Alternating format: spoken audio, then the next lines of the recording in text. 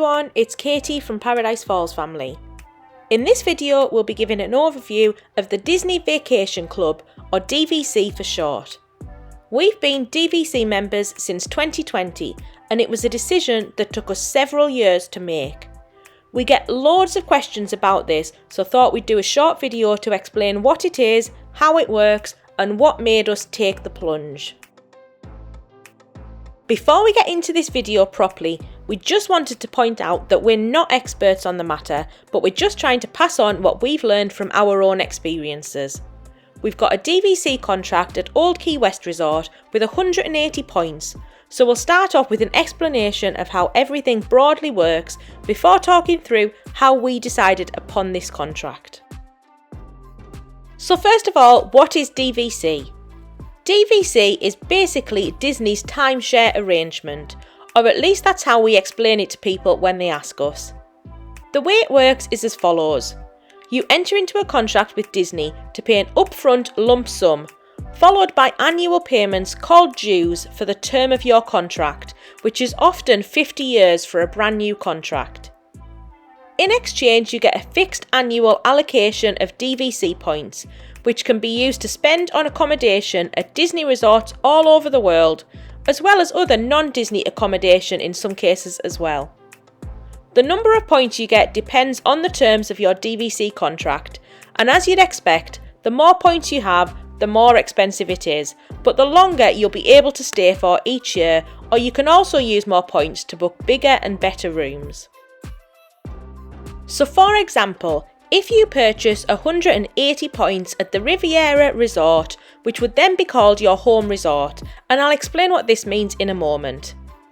If the price per point is $225, then the cost of the contract is 225 times 180, which equals $40,500. Disney then also add on some opening and closing fees, so the total upfront cost may be around $42,000. You then pay annual dues on the contract. These might be around, say, $9 per point, meaning your annual cost is 9 times 180, which is $1,620. These figures are all approximate to illustrate how it works. Unfortunately, we didn't pay anywhere near this amount, as I'll talk through in a bit. In return, you then have 180 points to spend each year. You can spend these at any Disney resort subject to availability, and each resort costs a different amount, but it's easier to get reservations at your home resort. So for example, one night in a studio room at the Riviera Resort ranges from 14 to 32 points per night at the moment, so roughly 180 points could get you between 5 and 12 nights a year in a deluxe studio, depending on the time of year you visit. Whereas if you were able to get a booking at Saratoga Springs, for example, where it costs fewer points to stay, you could stretch this to between 7 to 20 nights each year. Each resort has a points chart which are updated each year and which are shown on the DVC website, and these charts show the cost in points of staying in each resort throughout the year. The general idea, I believe, is that the overall cost in points of staying at a certain resort shouldn't change over time. The peak and off-peak times might shift a little year to year, but generally the cost in points doesn't increase each year, so the buying power of your points doesn't diminish over time. Each resort has a range of different rooms available, starting at studios and usually going up to 1, 2 and 3 bedroom villas, with different offerings at different resorts. For example, you can get a Savannah View room at Animal Kingdom Lodge, treehouse villas at Saratoga and bungalows at the Polynesian. All DVC rooms have more amenities than a standard hotel room, such as microwaves, washer and dryer and a fridge, to make it more of a home from home. But then again, the bigger the room is, the more points it costs. So for example, at Old Key West in the cheapest period of the year, a week in a studio currently costs 71 points. A 1-bedroom villa is 150 points, a 2-bedroom is 205 points, and a 3-bedroom villa is 342 points. There are 18 DVC resorts throughout the world at present, and it's important to note that not all Disney hotels are DVC resorts. You'll get the best value by using your points at DVC resorts, but it is possible to spend the points at non-DVC resorts as well. At the moment, there are 13 DVC resorts in Walt Disney World, Florida, 2 in Disneyland, California, and then 3 more resorts in the US, in Vero Beach in Florida, Hilton Head in South Carolina, and Aulani in Hawaii. Each costs a different amount in points, so for example, the Grand Floridian Hotel at Walt Disney World costs more per night than say Saratoga Springs at Walt Disney World. I've mentioned home resorts a few times now. When you buy a DVC contract, you have to select your home resort. You can make reservations at your home resort up to 11 months in advance. You can make reservations at any of the other resorts 7 months out. This basically means so long as you're quick, you can always get a room at your home resort, but you're not guaranteed that there will be availability at other resorts, as DVC owners at those resorts get first dibs on booking. So while it's not a deal breaker, your home resort is quite important. If you're going to be visiting Walt Disney World in Florida most often, you're best off picking a home resort there.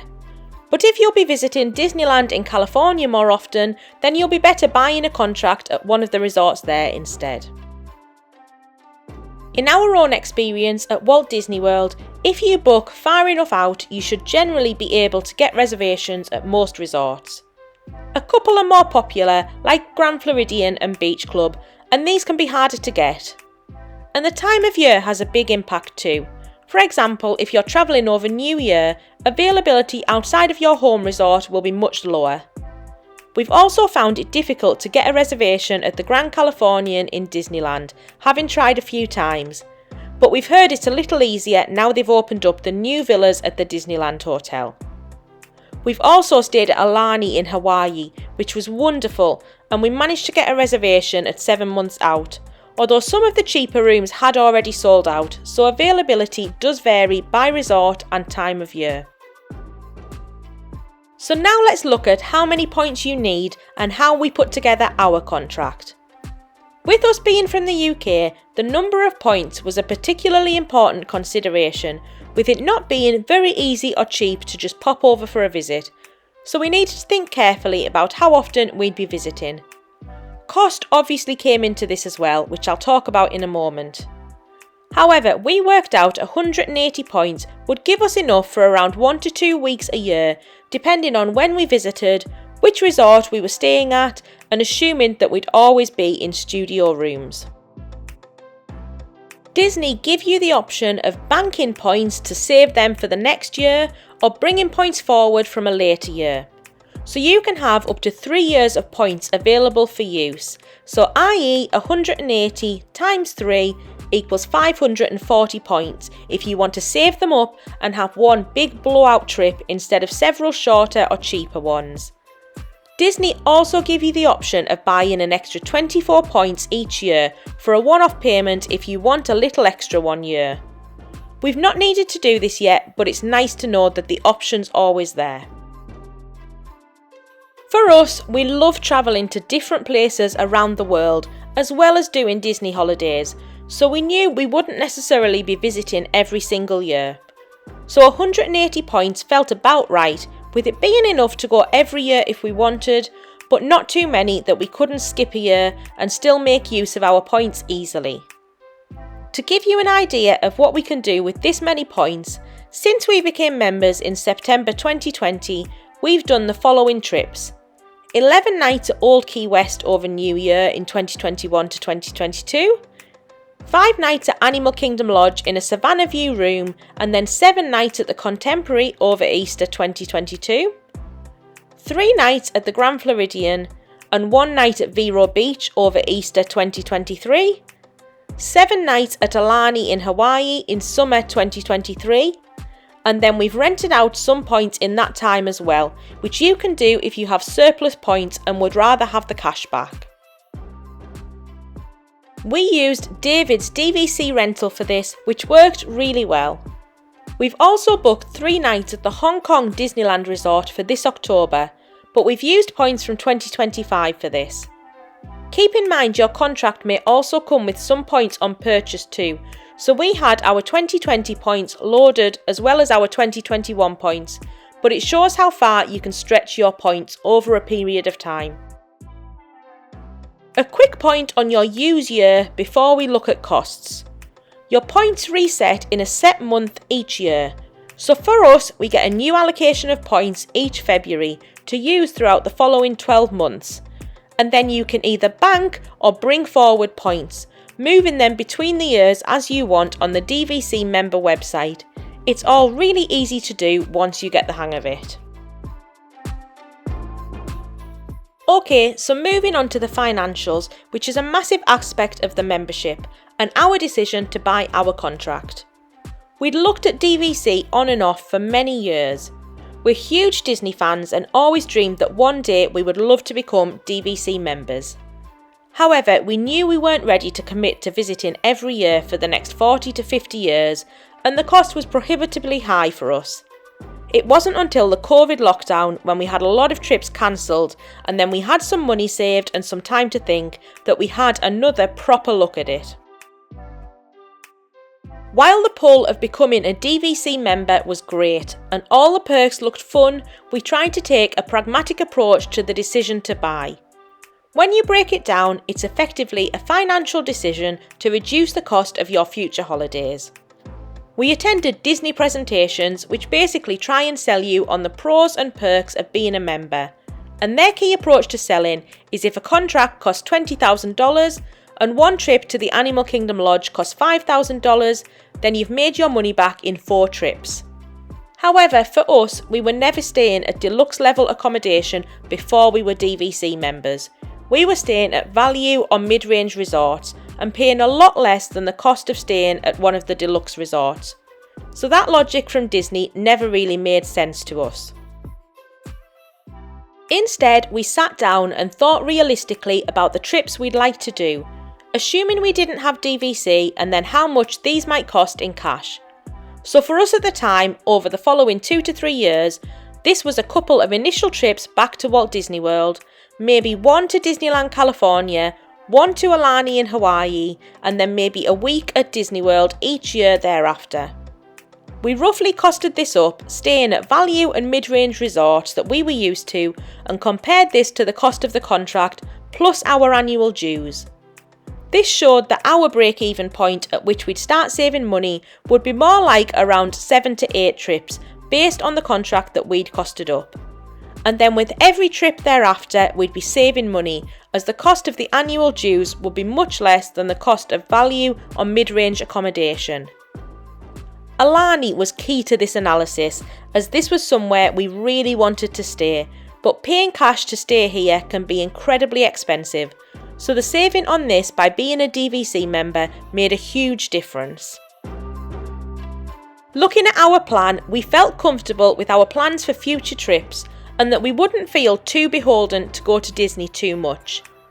Also, the savings we'd make on our planned trips meant that it wouldn't put too much financial pressure on us. Our choice of 180 points we felt gave us enough points, but also enough wiggle room to do plenty of other non-Disney travelling as well, which is really important to us. So we knew roughly what contract we were aiming for, having got comfortable with the premise of buying and the number of points we needed, but we then needed to decide on the contract which fit us best, in terms of cost, location of our home resort, and then the term of the contract. Disney advertises DVC contracts for sale on their website, and these are generally from the newest resorts, with the longest contract lengths of around 50 years. And they're also generally the most expensive unless you can grab an offer, as I demonstrated earlier with the Riviera contract. What you can do though is call Disney direct and ask if there are any other contracts available at any other DVC resorts. People often sell contracts on if they don't want to be members anymore, and often Disney will buy these back to resell themselves. There's usually pretty good availability, so we decided what we'd ideally like, called to ask, and lo and behold it was available, so we did the deal right there and then over the phone. We decided to go with Old Key West for our contract. Old Key West was the very first DVC resort and so has some of the oldest contracts available, meaning that they can also be shorter. While a 40 to 50 year contract sounds appealing, we were about 35 years old at the time we did this, and we might still be going to Disney on an annual basis at 85, but who knows what might happen before then, and we didn't feel comfortable having a contract like that going into old age when our financial situation may be completely different. Therefore, we were happy to get a shorter contract, and ours currently ends when we're in our early 70s, so about a 35 year contract, which was more than enough for us and plenty enough years of savings on our trips. If we're still visiting regularly in our 70s, then that'll be great, but we'll just have to pay cash. We also weren't massively fussed on the choice of resort either, so long as it was in Walt Disney World in Florida. We knew that we could generally get bookings at other resorts and we'd be very comfortable at any Walt Disney World resort, so we went with Old Key West as one of the cheapest available, with the final cost being around half of buy-in at one of the newer resorts. Now, another option available is not to buy direct through Disney, but to buy from a resale website, which is basically buying from another member but through an intermediary. You can get some absolute bargains on here, so it's a great option. But unless you buy direct through Disney, you don't get some of the DVC member perks. And just generally, we felt more comfortable buying through Disney, so we decided against a resale contract on this occasion. However, if we ever decided to add on points, we'll probably buy a resale contract now that we've already got all of the perks included with our direct from Disney contract. Just touching on the perks briefly, as well as your allocation of DVC points, if you buy direct through Disney and you meet the minimum current number of 150 points, you also get a range of perks. You get discount on food and souvenirs, currently 10% for dining and 20% for merch, which applies in most Disney parks, although not Disneyland Paris as we recently found out. You also get access to other little savings and offers and special DVC member events, which happen on a really regular basis. Special cruises, and then you can go into the DVC member lounges found in some of the parks. These perks are a big plus for us, but we've only been able to attend one special event at Aulani and none at Walt Disney World so far. So while they may seem appealing, don't let it be a big factor in your decision. So having agreed the deal, we just needed to complete the contract. This involved quite a bit of paperwork back and forth, which was really tedious and took a couple of weeks, but nothing too complicated. Then finally, you need to make the payment to Disney for the contract. If you're from the UK like us, you need to be careful with transaction and currency exchange fees here, as you can get clobbered by some banks. I think there are some decent foreign exchange accounts available now to help, but at the time we used Revolut, which helped reduce the cost and fees. In terms of raising the lump sum, this is obviously a personal financial decision. Disney do offer a repayment plan, but when we looked at it, it was prohibitively expensive for overseas purchasers because of the interest that they charge for this loan, so we didn't look into it any further and made our own arrangements. Upon completion, you get the final paperwork, your account details, and a little welcome home gift, which I think for us was some magnets, a backpack, and a water bottle. There's also talk of a welcome home stay where you're given special help booking your first DVC trip, which includes access to fully booked resorts and that sort of thing. We didn't experience this at all and we had to book just what was available, but we've heard stories of other people getting extra little perks here in some cases. Once you're all set up, you're then free to use your account, which you manage through the DVC website, and it's really easy to manage your points and make and amend bookings. This is also where you pay your annual dues. Dues are reviewed each year and do tend to increase most years. The increase will depend on the work done on that resort over the year, as effectively you're contributing to the upkeep of your home resort. However, the general idea is that you shouldn't be paying more on the annual increase than paying cash to stay at a resort, so over time you're making big savings on your Disney stays. We generally use Revolut to make our dues payments, but I think Disney are getting a bit more flexible in terms of letting you use different cards to make the payments rather than just doing a direct bank transfer. So hopefully I've covered most of the key information there. As I've said, we're not experts, but hopefully passing on our experiences will help you with your research. In summary, are we happy with our DVC membership decision? Absolutely. We're 4 years in and really happy with our decision and the trips we've made and plan to make and the ongoing costs. The dues are now just another bill we pay each year, and it's really made a Disney vacation much cheaper and easier to plan. The number of points we have has worked really well for us, and we found we have a really good balance of Disney and non-Disney holidays, which was really important for us. If there's anything at all we've missed or anything else you would like to know, then please just let us know in the comments below and we'll do our best to help. We spent a lot of time asking our friends who joined DVC the year before us loads of questions before we committed, and it was so important to us to have someone to talk to who understood the process, so please do just send a message if we can help. As always, if you found this vlog useful, then please give it a like and subscribe to support our channel. Thank you all so much for watching, and if you do take the plunge yourself to become DVC members, then welcome home.